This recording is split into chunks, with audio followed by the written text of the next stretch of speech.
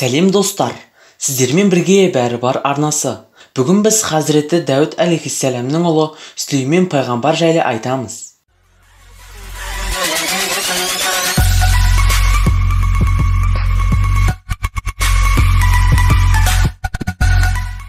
Дәуд пайғамбардың 19 ұлы бар болатын. Солардың бірі Хазіреті Сүлеймен еді. Дәуд пайғамбар қайтыс болғанда Сүлеймен небәрі 12 жаста болатын. Оның қалған бауырлары жиналып, патшалықты қашадай жасына қарамастан Сүлейменге берді. Ол жас болса да ел арасында парасаттылығы, зеректігі және дінді өте терең білгендігімен танымал болды. Сондай-ақ Хазіреті Сүлейменге сиқыршылардың сиқырын бұзатын, әрі құстың тілін білетін ілім берілген еді. Сүлеймен патша таққа отырған сәттен бастап Ақса мешітін тұрғызуды қолға алды.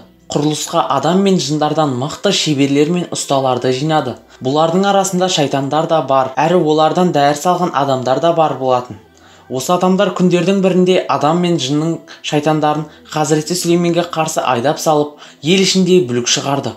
Тіпті Сүлеймен патшаның тағына дейін тартып алды. Әйтсе де Хазіреті Сүлеймен бұған ешқандай қаймықпай, қайта өзінен қателік кеткенін сезінді.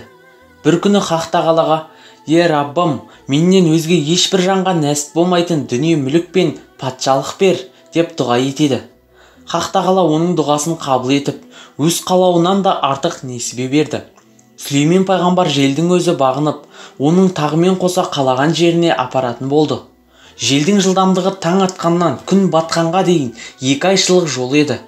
Сүлеймен шеберлерін жинап, елінде балқыған мыстан бұлақ ағызды. Оған берілген тағы бір нығмет болатын. Өзіне қарсы шыққан адам мен жындардың аяқ қолдарын шынжырлап, оларды теңіз астынан інжу маржан шығаруға, қалалар салуға пайдаланды. Олардан ешбір сол тұтқыннан қашып құтыла алмады. Кез келген жын яки адам сол жерден қашатын болса, оны дереу жалындаған от күйдіріп азаптайтын. Жын мен адамнан құралған мықты шеберлер Сүлейменнің бұйрығымен сәулетті құрылыстар, мүсіндер, көлдей ыдыстар мен тай қазандар жасады. Хақ пайғамбар тағына қайта отырған соң 3 бөлек әскер жасақталды. Бұл жын, адам және құстардан құралған жер қайыстырған қалың қол еді.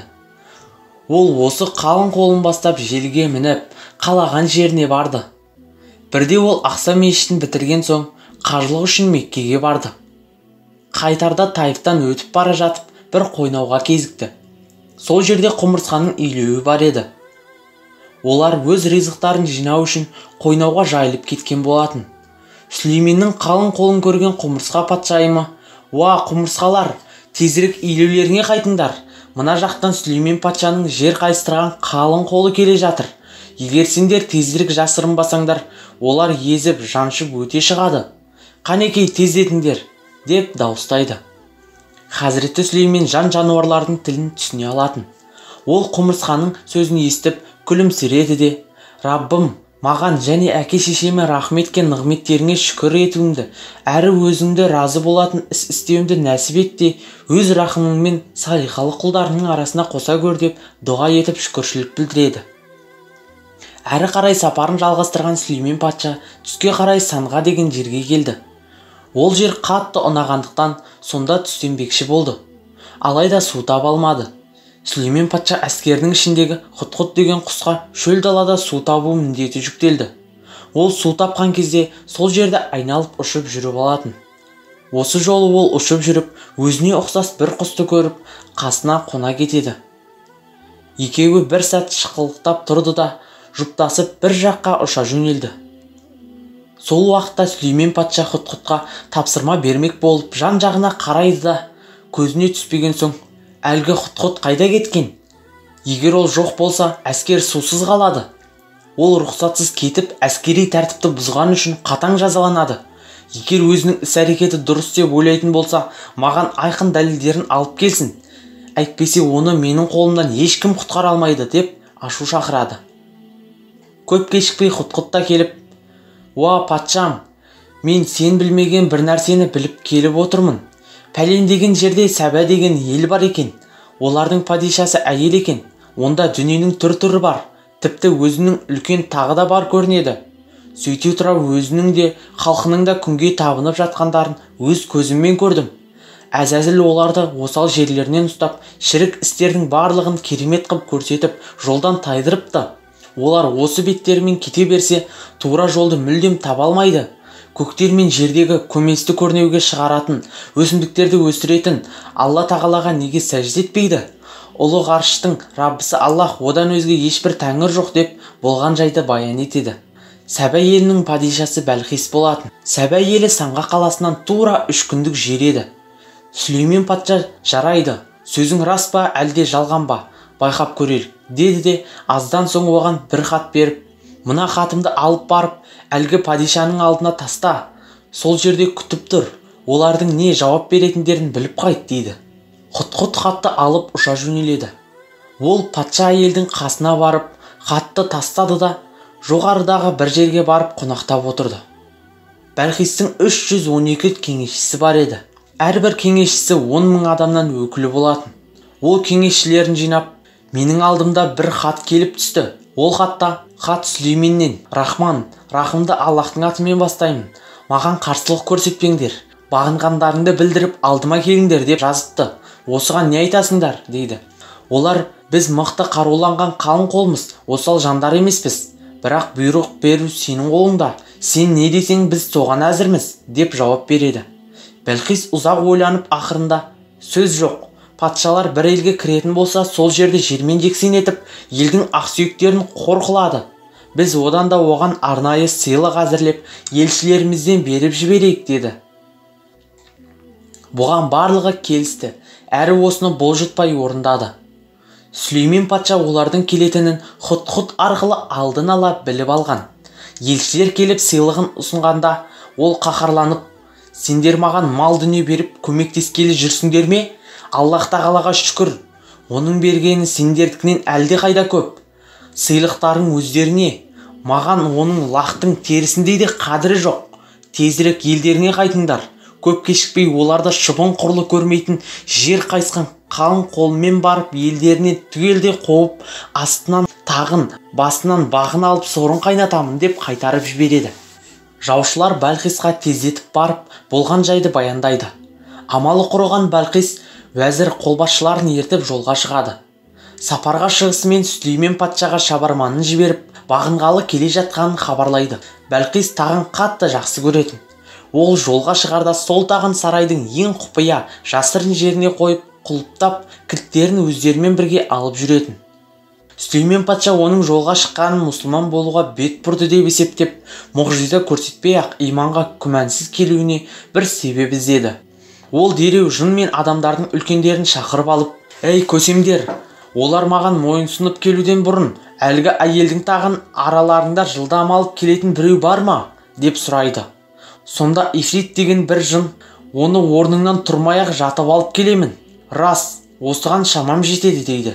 Ол сөзін тамамдағанда, кітап іліміне жетік бір адам, оны көзіңді ашып жұмғанша алып келемін деп жауап береді. Ол алып келемін демей жатып, Сүлеймен Бәлқистің тағының өз қасында тұрғанын көрді. Сөйтіп дереу Хақ тағалаға шүкіршілік айтты. Бұл жерде жын мен адамның арасында бір жарыстың орын алғанын көреміз. Жындар сол тақты бірнеше секундта алып келмек болады. Алайда ғалым адам оны қас қағым сәтте жеткізіп алып келеді. Негізінде жындар бірнеше секундта 1000 шақырым жерге барып келе алады. Алайда адамда бұндай жылдамдық жоқ. Осы оқиғадан адамның өз ғылымы арқылы жындардан да жылдам қимылдай алатынын ұғынамыз. Жын мен адам өмірге бір мақсатпен келген. Айырмашылығы жында күш көп, ақыл аз. Адамда ақыл көп, керісінше күш аз.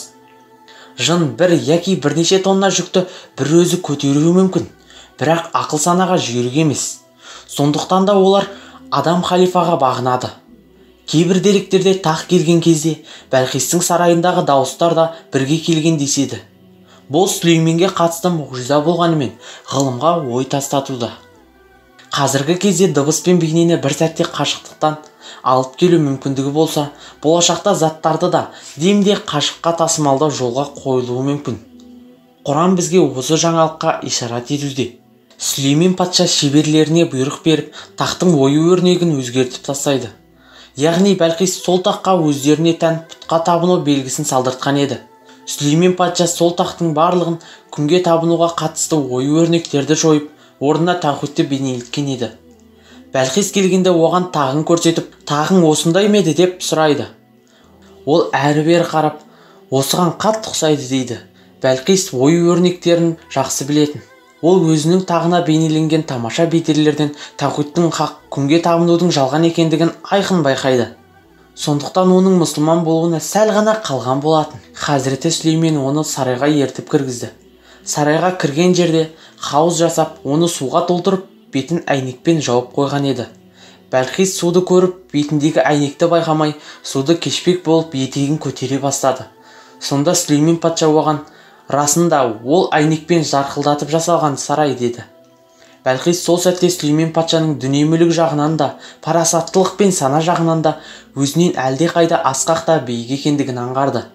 Өзінің осы уақытқа дейін хақтан жырақ, мағынасыз ғұмыр кешіп келе жатқанын түсініп, Сүлейменмен бірге барша әлемнің Раббысы Аллахқа мойынсұнып, мұсылман болдым деп тілін калимаға келтіреді. Бәлқис иман келтірген соң онымен еріп келген уәзірлер де, қолбасшылар да, қызметшілер де тұтастай мұсылман дінін қабылдайды. Ол жерде көп уақыт тұрып ислам дінін үйренеді. Бәлқистің өзі Сүлеймен патшаға тұрмысқа шығып, кейіннен еліне қайтады. Осылайша Сүлеймен патшаның хұд-хұдының дәлелі рас шығып, әлгі құстың арқасында Сәба деген тұтастай бір ел жақсылыққа бет бұрды. Хұд-хұд құсының жәннатқа кіруінің де сыры осында жатыр еді. Сүлеймен патша осындай алып патшалықты табаны күректей 40 жыл бойы хақ тағалаға шүкіршілік етумен күн кешті. Баяғы аяқ қолы шынжырланып, бүкіл қамалдар мен сарайлар салған шайтан жындар ол өлгенге дейін соның қол астында ауыр жұмыстар істеп ғұмыр кешті. Хақ тағала оларды бір адамға бағындырып, өздерінің адамзатқа ешқандай әсері жоқ, қауқарсыз бейшара екендіктерін дәлелдетті. Тіпті олар бұрын адамдарға ғайыптан, болашақтан хабар береміз деп те алдайтын.